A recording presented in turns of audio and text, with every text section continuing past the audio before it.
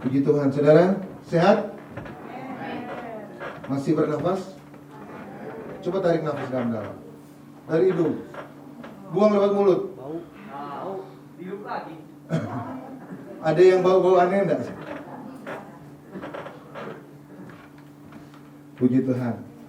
Kita bersuka cita, amin. Ya, saudara lihat, ini bendera Amerika Serikat ya. Oh apa? Oh Israel. Puji Tuhan, ini kita akan berbicara mengenai satu bangsa pilihan Tuhan, saudara, yang sangat luar biasa. Mari kita buka dalam Ulangan 7 ayat yang ke-6.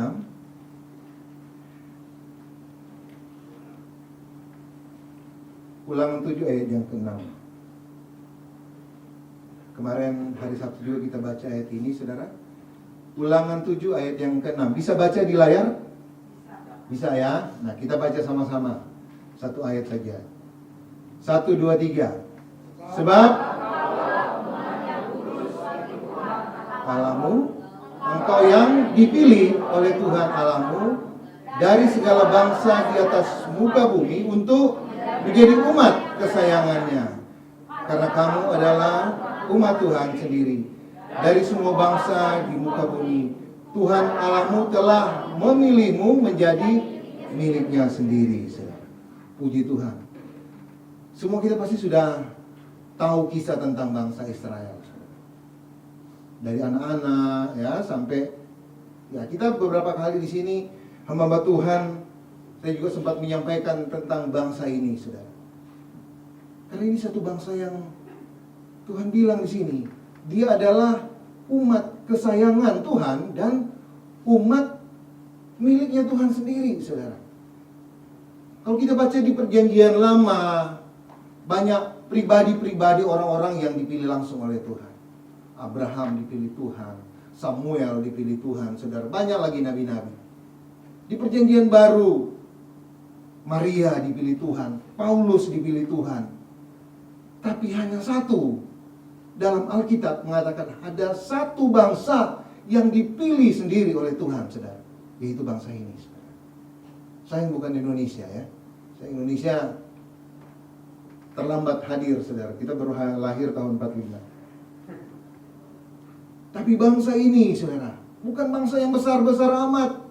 Bukan bangsa yang luar biasa. Kalau saudara baca di raja-raja, saudara, wow, ini bangsa yang sebenarnya sangat berlawanan dengan Tuhan. Tuhan bisa murka, saudara. Dan 2 minggu lalu saya sampaikan bahwa kemurkaan Tuhan terjadi 10 suku dari bangsa ini lenyap, saudara. Tetapi kita tidak akan maju sebegitu jauh, kita akan mundur, saudara. Karena ada rencana dan maksud Tuhan yang luar biasa bagi bangsa ini, saudara. Nah, hari ini saya mau bawa tentang skenario Tuhan. Katakan, saudara, sama-sama. Skenario Tuhan. Yang senang nonton film bioskop ada? Nggak ada. Oh, lagi tutup ya? Yang sering nonton film-film di TV? Semua ya? Saudara, ada nggak film yang saudara nonton dari awal itu lurus aja terus? Jagoannya menang, semua pada kalah. Superman aja kalah kan? Semua, tidak ada, kalau semua ceritanya jalan lurus aja terus, itu tidak akan laku, saudara. Tapi kalau ceritanya tiba-tiba, kok bisa ya? Kok begini ya? Memberikan kejutan-kejutan, saudara. Jagoannya kalah duluan, mati belakangan, saudara ya. Menang belakangan maksudnya. Nah, itu baru filmnya senang, enak untuk ditonton karena banyak intrik-intriknya. Nah, skenario Tuhan seperti itu, saudara.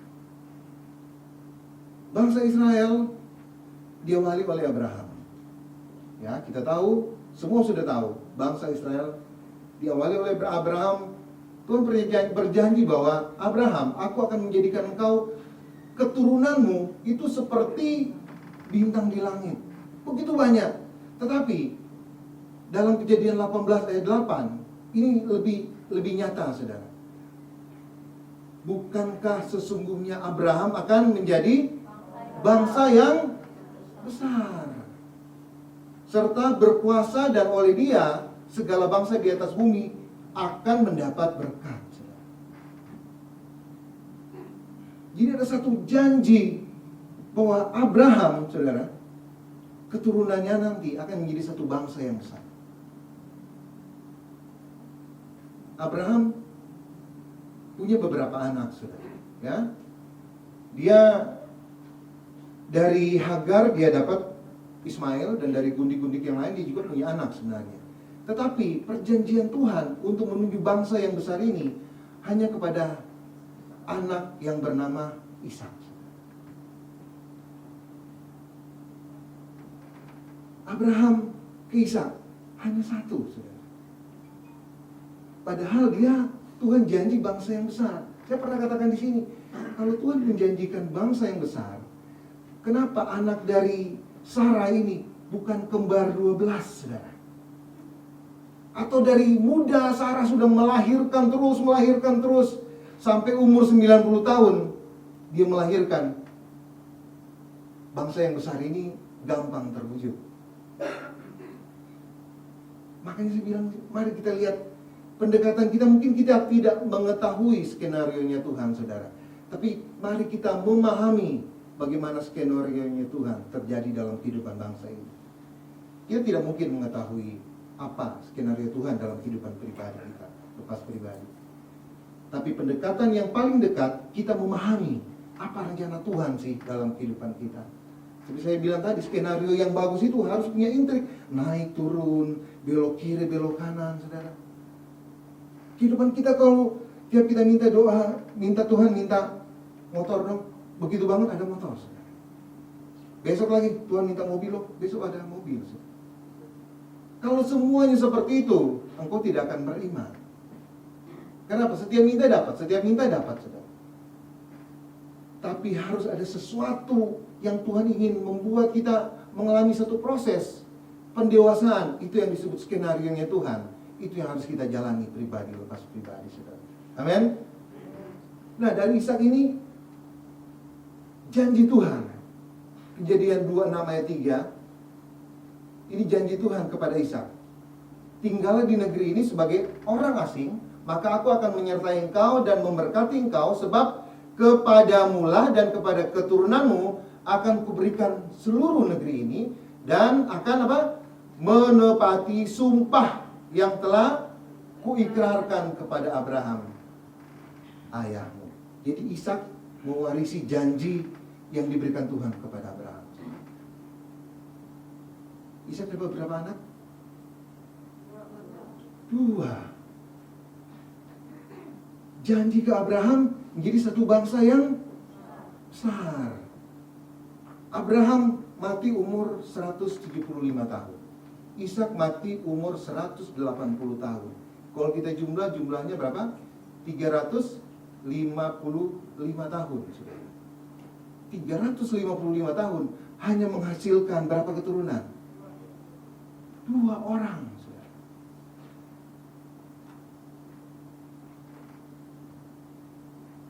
Skenario Tuhan seperti apa?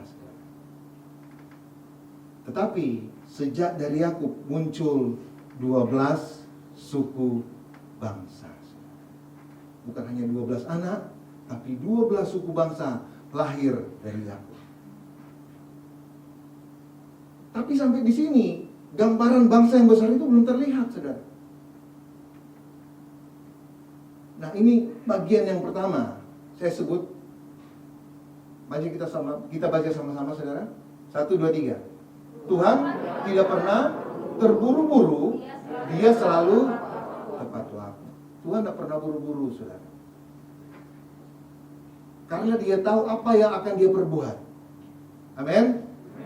Dia tidak perlu membuat kita terkesan, luar biasa. Kadang-kadang memang ada yang cepat, saudara. Tapi lebih sering kita harus bergumul dulu, kita khawatir dulu. Makanya ada yang bilang, ikut Tuhan itu ngeri-ngeri sedap. Kontrak udah mau jatuh tempo besok, hari ini belum punya uang, saudara, biasanya. Stres dulu, saudara. Tagihan udah datang, debt collector udah datang. Bukan ketok lagi, tendang pintu, saudara. Tapi uangnya belum ada.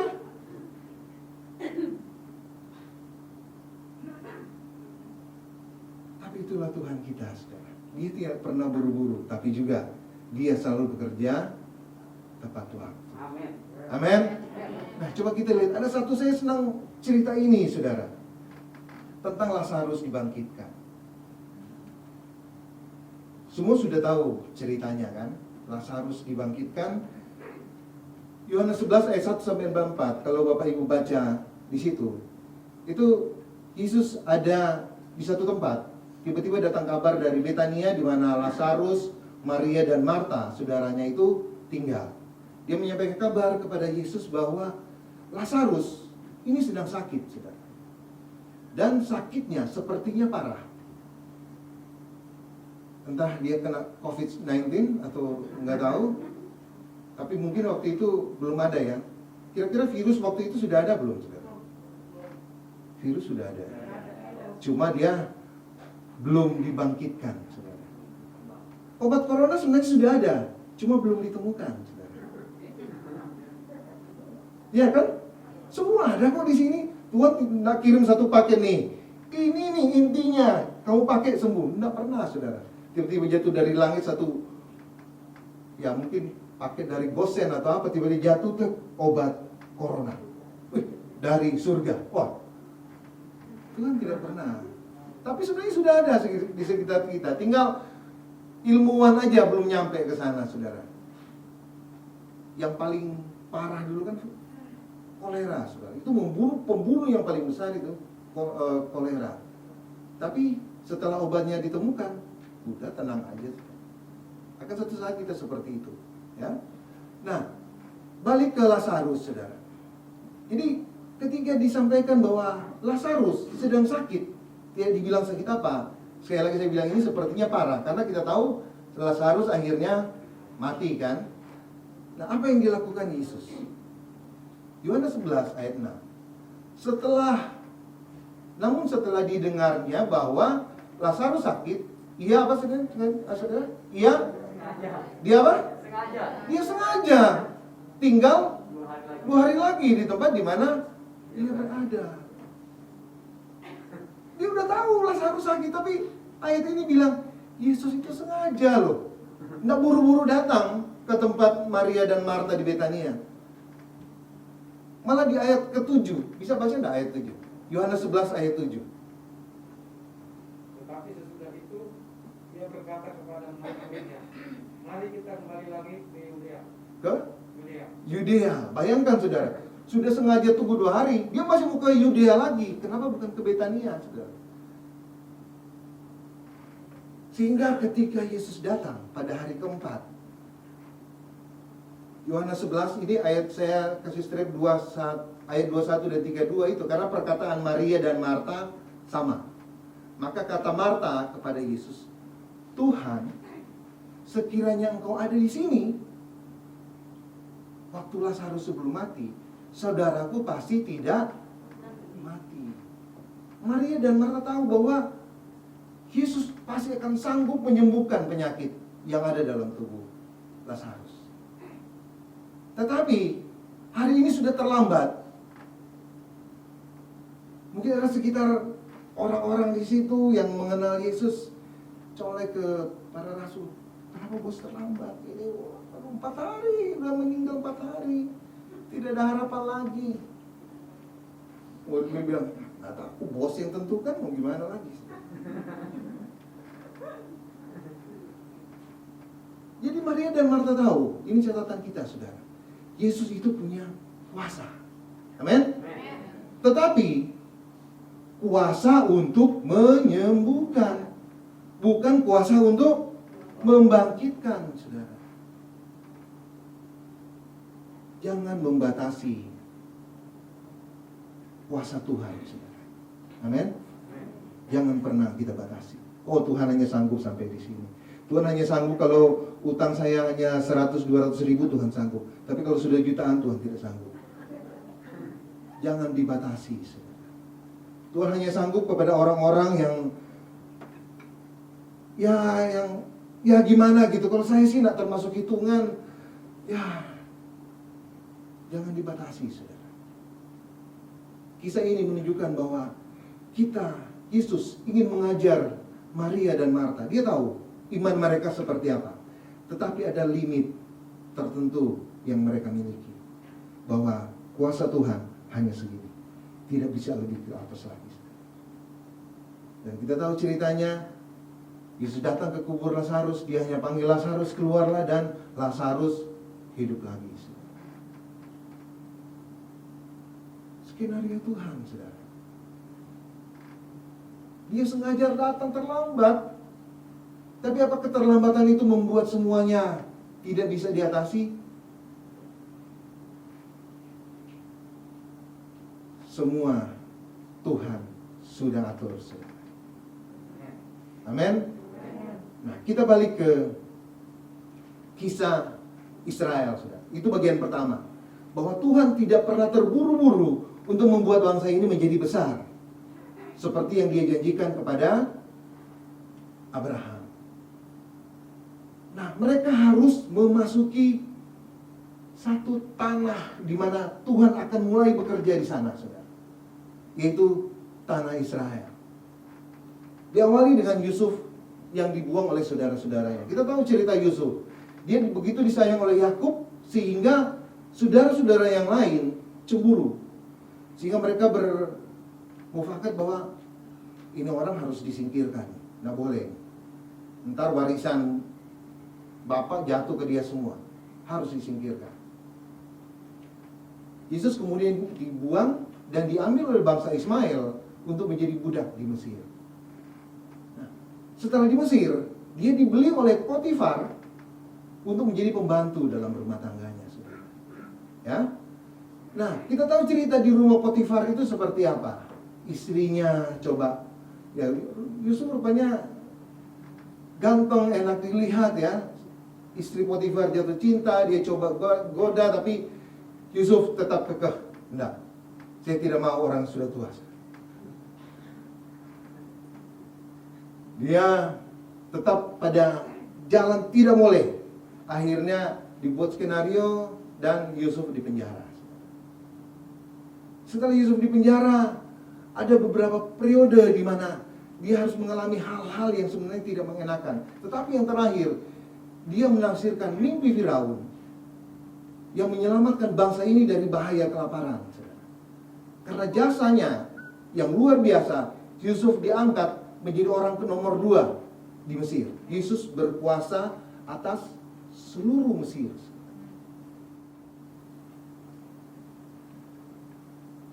Bangsa Israel ada di Mesir itu selama 430 tahun. Setelah periode Yusuf berkuasa, tahun bertambah tahun, ya, berganti terus orang-orang yang dulu hormat kepada bangsa Ibrani ini, orang-orang Israel ini, lama-kelamaan turunan berikutnya udah mulai lupa. Mereka bertambah besar, saudara. Sehingga di satu saat mulai ada pertanyaan, kenapa mereka ini harus berada di sini? Ada beberapa yang pegang jabatan. Mari kita jadikan mereka menjadi budak-budak kita, saudara. Nah, itulah sebabnya Israel di tanah Mesir menjadi budak karena itu. Orang-orang di sana yang sudah tidak mengenal sejarah lagi, itu menganggap mereka ini satu parasit yang akan mengganggu kehidupan mereka, saudara. Jumlah bangsa ini bilangan 1 ayat 45-46, ini 2 tahun setelah mereka keluar dari Mesir, saudara ya. Jumlahnya untuk orang yang berumur laki-laki, pria yang berumur 20 tahun ke atas, jumlahnya 603.550, saudara. Ada beberapa tafsiran Alkitab yang bilang bahwa jumlah orang Israel ini ada sekitar 2 juta. Kalau kita hitung saja dari 600 yang 20 tahun ke atas, setengahnya menikah, berarti sudah sekitar 900.000 sudah. Kalau mereka punya anak 2 atau 3, itu udah lebih lagi, saudara ya. Udah mendekati 1,5 juta, dan orang-orang yang di bawah umur 20 tahun, wanita-wanita itu kan belum dihitung. Jadi jumlahnya sekitar 2 juta, saudara. 430 tahun, bangsa ini jadi sekitar 2 juta jiwa. Kalau kita lihat tadi, umur Abraham ditambah umur Ishak itu 355 tahun, hanya menghasilkan 2 keturunan. Ini 430 tahun menghasilkan 2 juta keturunan, saudara. Mungkin ada begitu lahir kembar 3, lahir kembar 4, multiplikasi dalam turunan, saudara. Setiap tahun melahirkan. Wow. Sehingga percepatan dalam pertumbuhan bangsa ini, sehingga Tuhan sedang mengerami sebenarnya bangsa ini, saudara. Kenapa dia harus taruh di Mesir? Sedangkan kalau di Mesir mereka akan menjadi budak, saudara. Disiksa, harus kerja paksa. Itulah skenario Tuhan, saudara. Kalau mereka berada di tanah di mana mereka berada, pasti mereka sudah tersebar, saudara. Karena mereka berada dalam satu lingkungan yang bebas. Mereka bisa berkembang ke kiri, ke kanan. Tetapi ketika mereka berada di dalam satu bangsa, yaitu Mesir, mereka tetap, komunitas mereka tetap terjaga, saudara. Selama 430 tahun, Tuhan seperti mengerami bangsa ini. Sehingga ketika saatnya tiba, Tuhan siap untuk menunjukkan rencananya, skenarionya yang lebih lanjut terhadap bangsa ini. Waktu yang Tuhan tunggu apa? Pertama, Tuhan sudah memilih Musa.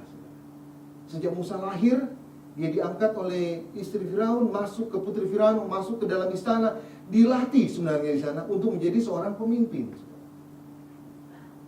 Kemudian situ ada Harun, kakaknya Musa, menjadi seorang imam. Ada Kaleb juga, dan ada Yosua. Ini orang-orang yang dalam peperangannya luar biasa, saudara.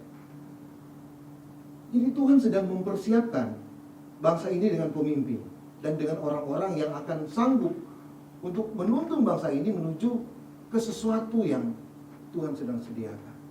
Nah, bagian 2 ini saya katakan bahwa Tuhan menunggu waktu yang tepat. Katakan bersama saya, Tuhan menunggu waktu yang tepat. Dalam keadaan kehidupan kita, penderitaan mungkin masih kita alami saat ini, saudara. Hal-hal yang tidak kita harapkan, tidak inginkan, beda dengan permintaan doa kita, sedang terjadi saat ini dalam kehidupan. Tapi percayalah, Tuhan seperti induk ayam yang sedang mengerami telurnya. Satu saat nanti, dia akan menetas.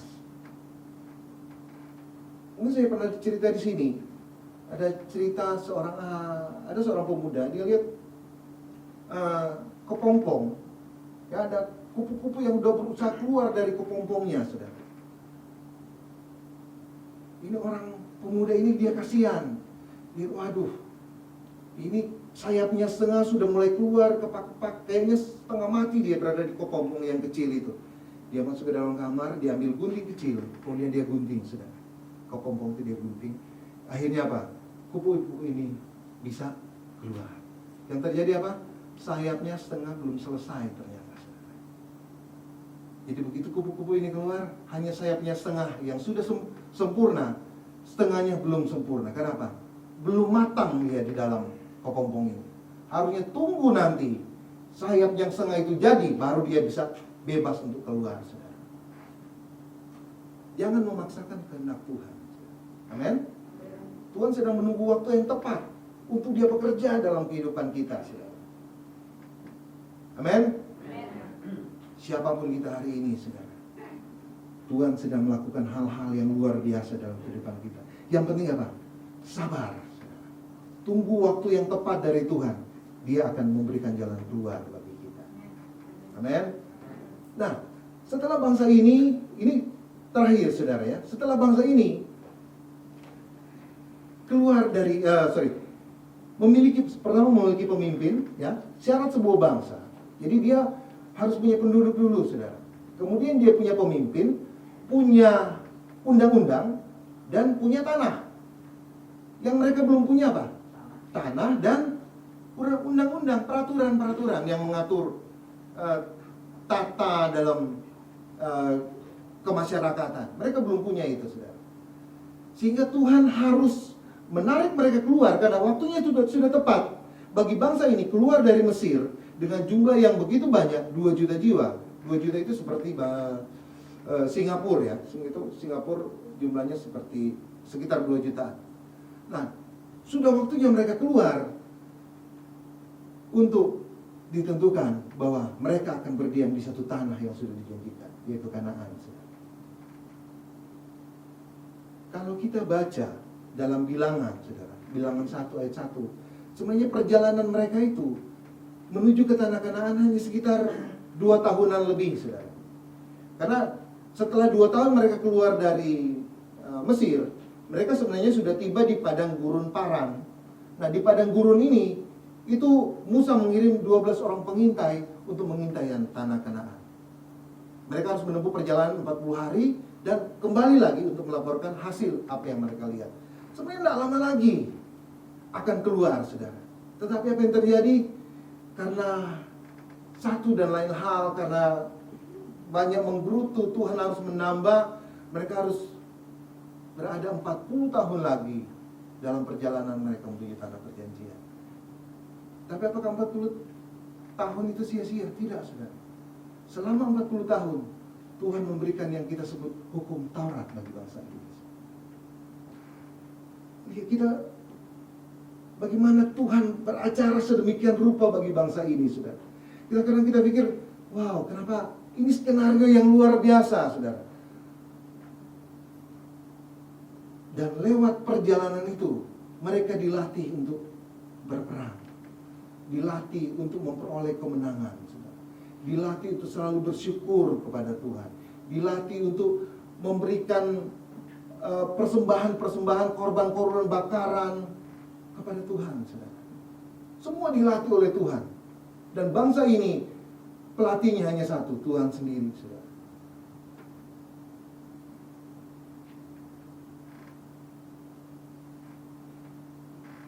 Baca enggak? Mazmur 20 ayat 7. Bisa kita baca sama-sama? Bisa baca enggak? Bisa ya. 1, 2, 3. Sekarang aku tahu bahwa Tuhan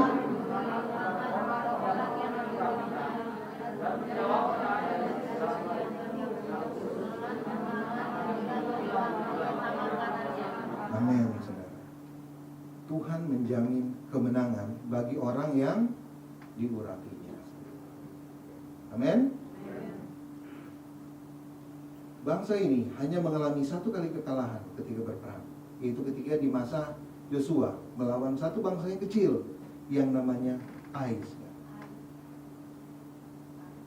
Bangsa kecil. Tetapi dengan kekalahan itu mereka semakin jadi luar biasa, bangsa yang sangat ditakuti, saudara. Dan kalau kita baca cerita tentang raja kedua dari Israel, Daud, selama hidupnya, selama dia berperang, tidak pernah mengalami kekalahan. Sehingga setelah masa Daud diganti Salomo, Salomo tidak pernah berperang. Kenapa? Seluruh bangsa sudah takluk kepada Israel. Seperti janji Tuhan kepada Abraham, seluruh bangsa takut, saudara. Itulah janji Tuhan dalam kehidupan bangsa ini, saudara. Skenario sepertinya berbelit-belit, berliku-liku, tapi ujung-ujungnya tanah yang sudah dijanjikan itu mereka peroleh, saudara. Nah, yang bagian terakhir ini, Tuhan menggenapi setiap janji. Amin, saudara. Kepada siapa? Kepada Abraham? Tidak. Kepada Ishak? Tidak. Yakub? Tidak. Kepada siapa? Kepada keturunannya, saudara. Keturunan sesudah mereka, janji Tuhan itu digenapi. Tuhan tidak pernah berhutang, saudara. Kalau mungkin itu belum terjadi dalam kehidupan kita, janji ini Tuhan, Itu akan terjadi bagi keturunan kita, bagi anak kita, bagi cucu kita, saudara. Kita mungkin tidak meninggalkan warisan triliunan rupiah, miliaran rupiah, mobil segala macam, tanah di sana sini. Tapi ketika kita melakukan apa yang Tuhan kehendaki dalam kehidupan kita, kita sedang mewariskan anak-anak kita masa depan yang penuh dengan pengharapan. Kemarin hari Sabtu ketika panitia rapat di tempat ini, saya berkata bahwa selama saya mengikuti Prime lewat Zoom meeting kita yang kita lakukan setiap Rabu dan Jumat, itu saya diberkati loh, saudara. Saya bisa melihat bagaimana orang-orang yang begitu bersemangat, begitu berapi-api, begitu merasa pemulihan terjadi di gereja ini. Dan semangat itu bukan hanya asal bicara, terlihat dari apa yang mereka lakukan bagi gereja kita, saudara. Ketika kita melakukan itu bagi Tuhan, janji-janji Tuhan sebenarnya sedang digenapi, saudara. Ada satu lagu, kita belum pernah nyanyi lagu Waymaker ya. Semua pernah dengar kan lagu Waymaker ya? Belum pernah? Pernah ya. Itu lagu, wah, luar biasa, sudah. Kalau lihat di YouTube itu setiap dinyanyikan itu jutaan yang sebenarnya saya udah bilang Vanessa Cah nyanyi lagu ini sangat memberkati. Ada kata-kata dia bilang begini, walaupun aku tidak melihat engkau bekerja, Tuhan maksudnya, tapi Tuhan selalu bekerja, saudara. Walaupun aku tidak merasakan engkau bekerja, tapi Tuhan selalu bekerja, saudara. Kita tidak bisa melihat Tuhan sedang bekerja dalam kehidupan kita pribadi-pribadi hari ini. Tapi kita yakin Dia sedang bekerja, saudara. Kita tidak merasa, oh ini perasaan ada luar biasa nih. Tapi kita tidak pernah merasa bahwa Tuhan sedang bekerja. Tapi kita yakin Dia sedang bekerja untuk kita, saudara. Saya selalu bilang, kita dengan Tuhan itu seperti mendaki gunung dari dua sisi yang berbeda. Kita tidak pernah melihat Tuhan itu ketika naik gunung udah sampai di mana. Yang penting mari kita lakukan kewajiban kita. Naik terus, saudara, sampai di puncak. Ketika ketemu dengan Tuhan, itulah waktunya Tuhan yang tepat, saudara. Jangan pernah berhenti di tengah jalan. Karena Tuhan di sisi yang lain, Dia tidak pernah berhenti. Dia tetap naik terus, saudara. Ketika kau menyerah, Dia sedang menunggu sebenarnya janji yang akan Dia berikan dalam kehidupan kita. Amin, saudara. Puji Tuhan, hari ini firman Tuhan telah disampaikan dalam kehidupan.